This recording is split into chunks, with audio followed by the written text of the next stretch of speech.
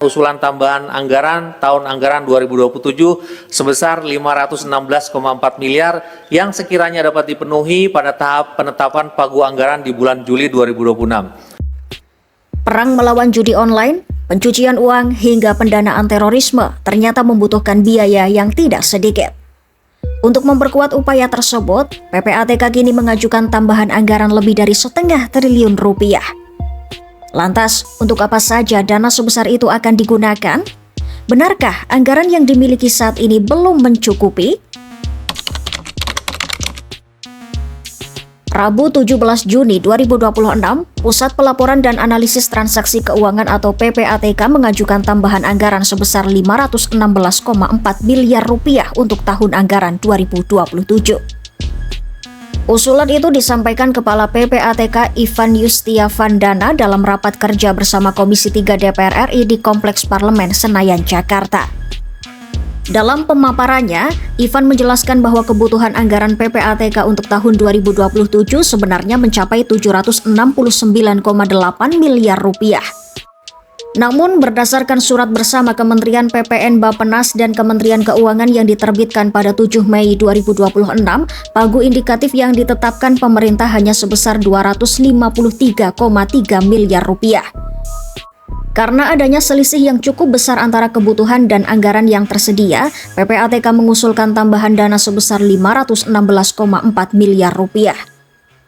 Pada kesempatan yang baik ini, perkenankan kami untuk menyampaikan usulan tambahan anggaran tahun anggaran 2027 sebesar 516,4 miliar yang sekiranya dapat dipenuhi pada tahap penetapan pagu anggaran di bulan Juli 2026. Adapun anggaran ini maksud akan kami pergunakan untuk mendukung pelaksanaan 1. Program dukungan program dukungan manajemen internal sebesar 106,1 miliar untuk pengelolaan manajemen internal dan biaya operasional perkantoran serta belanja pegawai. Kedua, program pencegahan pemberantasan TPPU dan TPPT sebesar 410,3 miliar yang akan digunakan untuk kegiatan 1.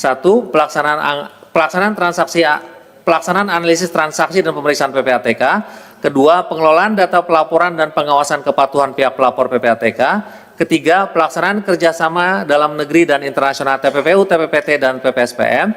Keempat, penyusunan strategi dan kebijakan APU PPT, PPSPM. Kelima, pengelolaan teknologi informasi PPATK. Keenam, pengelolaan bidang hukum dan regulasi PPATK dan pendidikan dan pelatihan anti pencucian uang PPATK. Ivan berharap usulan tersebut dapat dipenuhi saat penetapan pagu anggaran pada Juli 2026.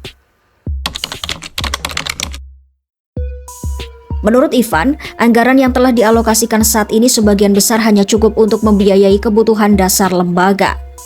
Dari total pagu indikatif 253,3 miliar rupiah, sebagian besar digunakan untuk operasional kantor yang bersifat wajib, mulai dari pembayaran gaji dan tunjangan pegawai, pemeliharaan sistem teknologi informasi, hingga biaya operasional dan perawatan gedung perkantoran. Sementara itu, anggaran yang secara khusus dialokasikan untuk program prioritas dalam Rencana Kerja Pemerintah 2027, yakni analisis dan pemeriksaan transaksi di sektor narkotika dan perjudian, nilainya hanya sekitar 660 juta rupiah. Kondisi inilah yang dinilai belum memadai apabila PPATK ingin memperkuat pengawasan terhadap berbagai bentuk kejahatan keuangan yang terus berkembang.